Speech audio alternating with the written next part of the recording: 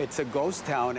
A border crisis and a COVID crisis converged to create a business crisis. We're all bleeding, and the borders have to open up so people can get back into business. This week, questions as to why illegal border crossers are welcomed while legal tourists and shoppers are being shut out. College sports drive billions of dollars of revenue for the NCAA.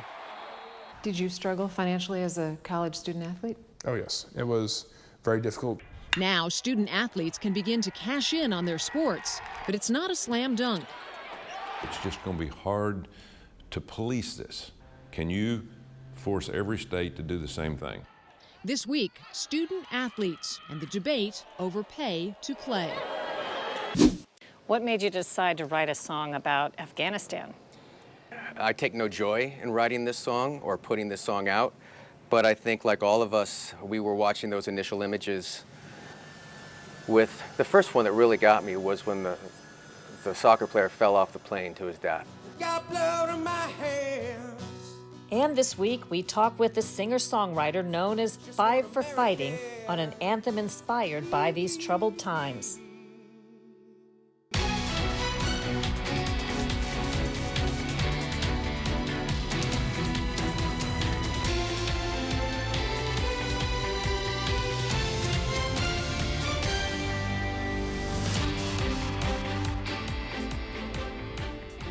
Welcome to Full Measure. I'm Sharyl Attkisson.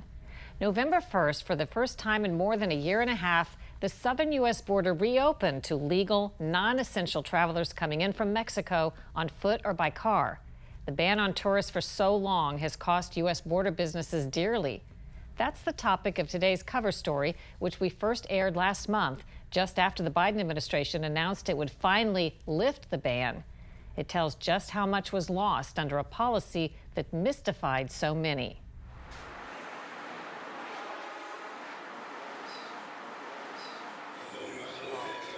For 12 years, David Chung has owned this shop in Laredo, Texas, just a few blocks from the Mexican border. How many employees did you have before COVID hit, and what's the status now? Before COVID hit, I had 3 full-time employees and 1 part-time on the weekends. Now I have no employees, just me and my wife. Some days I come to work by myself. I tell her to just stay home because, all day there's hardly any business. While many American businesses are on the road to recovery, they're still stuck in neutral in border towns like Laredo. That's because the Mexican tourists these businesses have relied on for years are still forbidden. While illegal border crossers are coming in and accepted by the thousands, legal shoppers from Mexico are considered non-essential travelers and banned under COVID restrictions since March of 2020. Can you tell me what's happened to the business since the non-essential traffic has been closed from Mexico? So we stayed closed for about 6 months until like September. But we reopened, but there was hardly any business because we were dependent on a lot of the businesses from Mexico because this is border, and all that just was gone. From here in Texas through New Mexico and Arizona to California, thousands of businesses have shut down. Losses in U.S. border communities are estimated at $10 billion. Fewer sales, less income, less sales taxes for local government. It's a ghost town. Congressman Henry Cuellar represents Laredo. We met up in the struggling downtown section, where he told me he can't figure out why Mexican tourists can freely fly into the U.S., but aren't allowed to drive or walk across the port of entry just a few blocks from here. Homeland puts a blame on CDC. CDC puts a blame on Homeland. Hey, Kush, how are you, man? Kush Simtani has operated his business, Special Electronics, in downtown Laredo since 1989, relying primarily on Mexican customers. There's nothing here. We're all bleeding, and the borders have to open up so people can get back into business. His shop used to bring in 6 figures a day, he says, but now he's losing upwards of $10,000 a month and won't bring in $1 today. What was this shop like, when it was busy and things were more normal, and what is it like now? We'd had lines outside the door, people to pay. and it was full in here, and people are buying TVs, electronics, and perfumes. I mean, I believe air traffic is allowed to and from Mexico without these restrictions, but people can't drive across or walk across here. I know, that's crazy. You know, I notice a lot of illegals crossing, but customers can't cross, which doesn't make sense. Well, there are contradictions along the border. And why is it that you can have a Mexican fly into the U.S., but then a Mexican cannot drive across? I've asked them, why is it that undocumented people can come in, and why is it that people can come in? I've asked CDC the same question, their leadership, and they're basically are telling me the same thing, that it's complicated at the border. It's not complicated for us. We understand.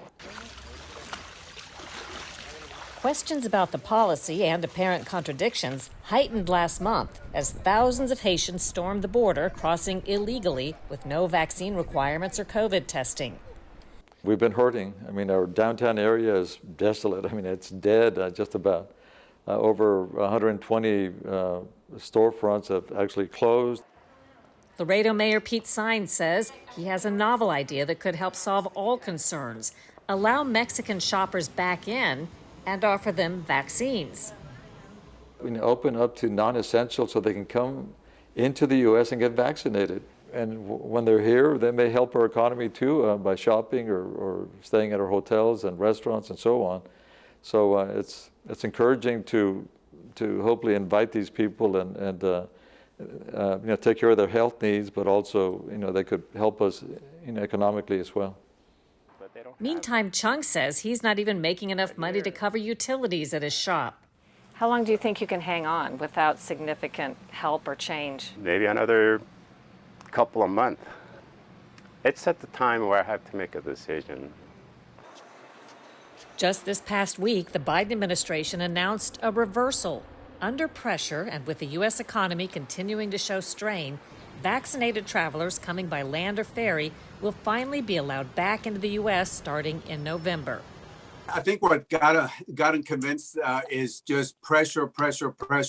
They had to understand that this was important to our economy. How do you lose $19 billion from the Mexicans that were coming over and shopping? And just yesterday, I was downtown. It's so sad to see so many businesses that have closed up. But this Christmas, as you know, October, November, December, and January are so important for the border economies. This is going to be a very, very good Christmas. It's a year and a half too late for some, but could be in time to save other businesses. Semtani is holding out hope. We need our tourists. We're a borderfront city. We're the gateway to Mexico. We need our tourists to come here and shop. The shop owners say the fourth quarter is typically the best for business, and if they can open ahead of Black Friday and Christmas, some businesses will be able to recover a decent portion of their losses. Ahead on Full Measure, one of the biggest changes to hit college sports, the question of paying college athletes. The National College Athletic Association, or NCAA, is facing a new way of doing business that's never officially been part of the playbook. A Supreme Court ruling gives student athletes the opportunity to cash in on their sport and potentially get a slice of the multi-billion-dollar profits. Lisa Fletcher takes a look at what many college athletes call a victory. I'm far from believing that college athletes should be rich by any means. But the financial struggle of a college athlete should not be what it is. Atlanta Falcons starting right tackle and former University of Washington lineman Caleb McGarry says his rise from amateur to first-round NFL draft pick wasn't easy. Did you struggle financially as a college student athlete? Oh yes, it was very difficult to maintain not just gas, utility bills, food. It was very difficult to find anywhere that is at a reasonable renting price. And there are plenty of people out there who say, look, you're getting tuition, you're getting room and board, you're getting a stipend for food. That's a fair point, but those average students also aren't getting up at 5 a.m. to go work out for 6 months out of the year to get ready for a football season. When there's such high expectations, it's fair to ask compensation. There's no question athletes like McGarry, who played college football, are from the school of hard knocks. Every hit, sack, and clash generating wild roars from the fans and whopping revenues for the schools. Since 2003, college athletics have generated more than $152 billion in total revenue. Despite that, a 2019 study found 86% of student athletes living below the poverty line. For 115 years, the National College Athletic Association, or NCAA, has avoided compensating athletes beyond tuition, room, and board. But that could all soon change. In sports terminology, what the Supreme Court did last June to level the playing field is called an assist. The U.S. Supreme Court says the NCAA cannot enforce some of its rules limiting education-related benefits. Only in this instance, instead of passing a ball, they issued a unanimous decision, giving athletes a chance to score by forcing the NCAA to authorize its member schools to provide education-related perks like tutoring expenses, computers, and study abroad programs, all potentially worth tens of thousands of dollars. The NCAA outright bans paying players' salaries, and critics warn that awarding anything of value beyond a traditional scholarship could soon bring an end to the pinnacle of amateur sports. A former college basketball player warns top programs will demand even more money to keep up with the competition, and the easiest source of that extra cash comes from cutting sports that don't make money. The winner of a Nobel Peace Prize argues pay for play will take a toll on a valuable tool for social mobility. And the former commissioner of an East Coast athletic conference candidly writes, college is supposed to be about pursuing knowledge, not pursuing a buck. The NCAA would not comment on the extent to which it views the Supreme Court decision to provide college players with more money as potentially jeopardizing to their amateur status in athletics.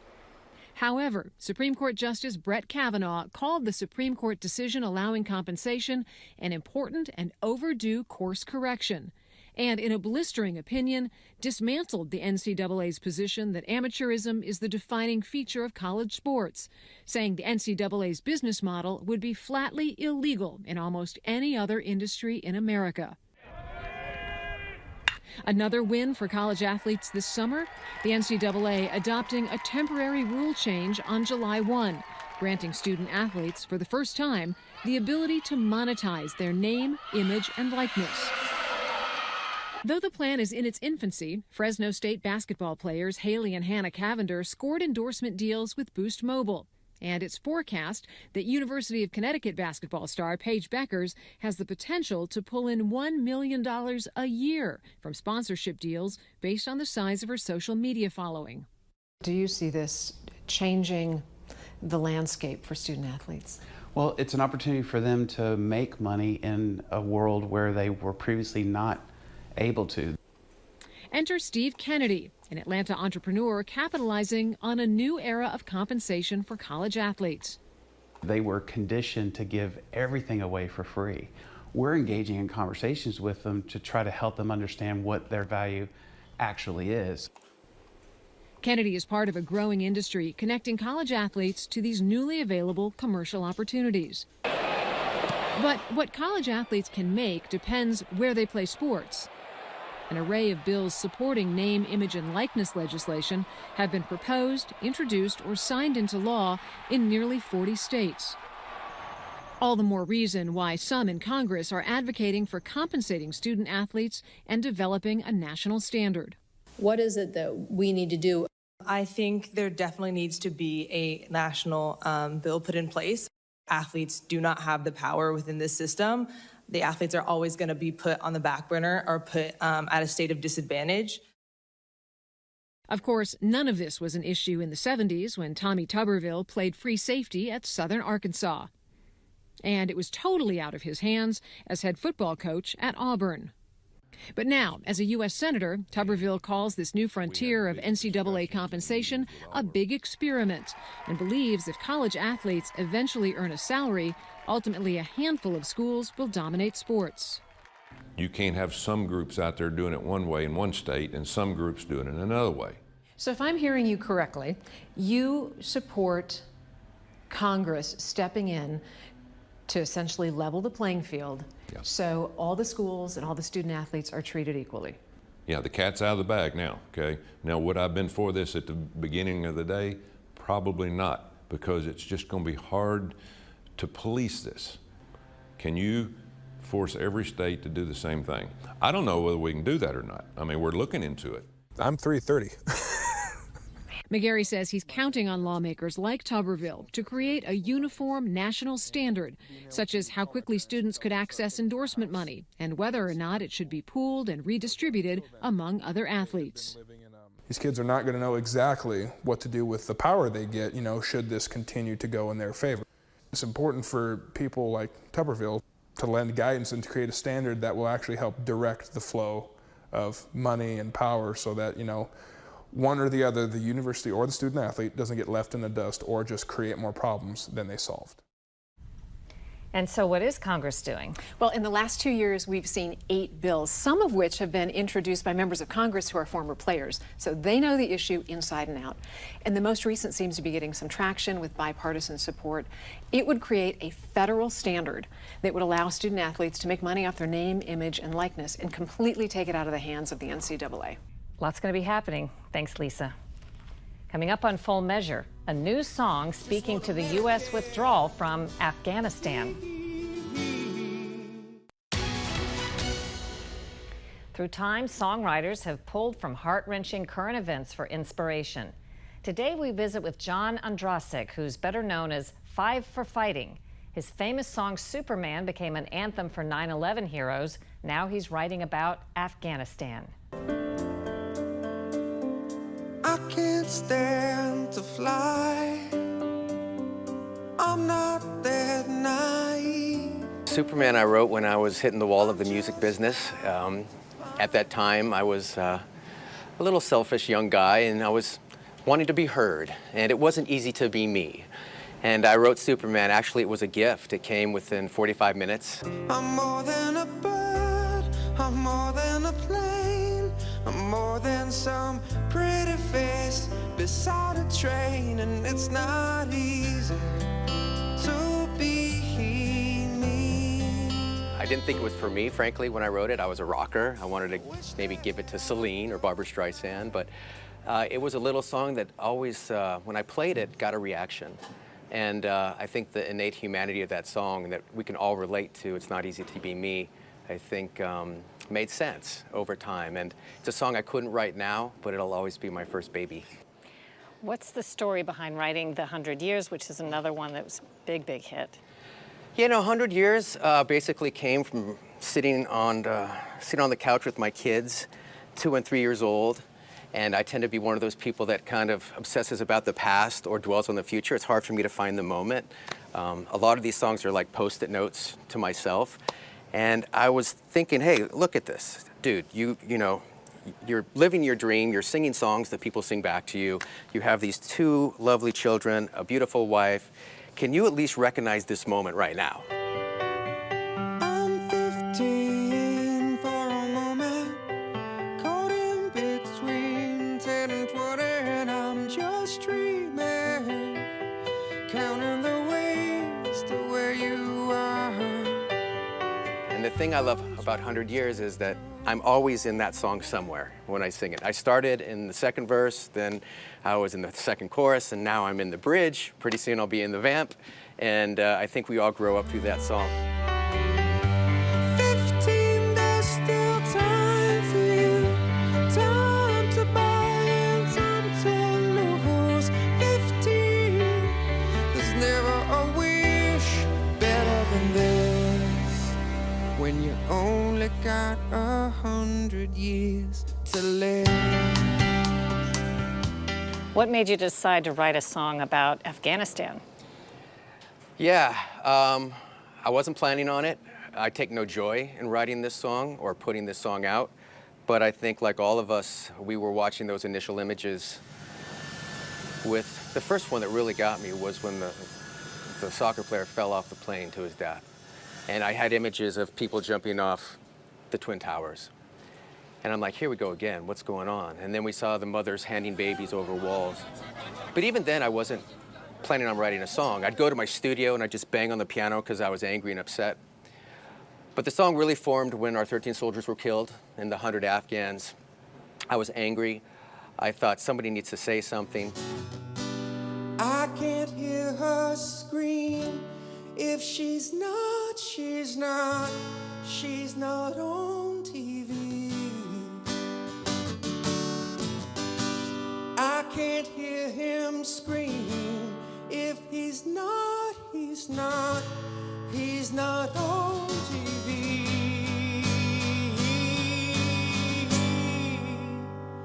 To every Are there people in your life telling you this was a risky thing to do because this could be viewed politically as something that some of your fans or some people might not like? Of course, yeah. You know, my family, with the exception of maybe my dad, was like, you can't put this out. My managers, all my music friends, you know, they said, you can't put this out. Are you crazy? But I kept coming back to, the song's a moral message. It's not a political one. It's a moral message. If President Trump were president and he got into this situation, I would write the same song.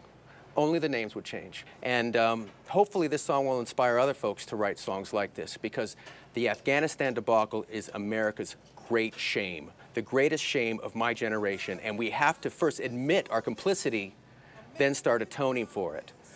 And not just let our private citizens down there do what our government should be doing. Hands, I got blood on my hands. Just one American.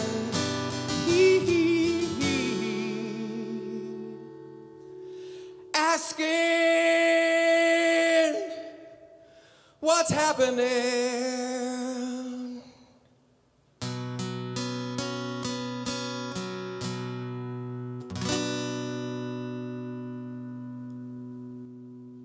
And we're back after a short break.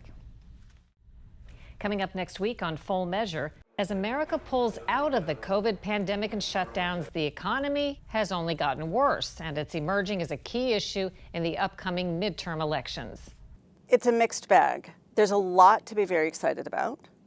The economy is growing quickly. I think this could be an adverse energy supply shock, not like the 1970s, but probably more than we've seen in a few decades.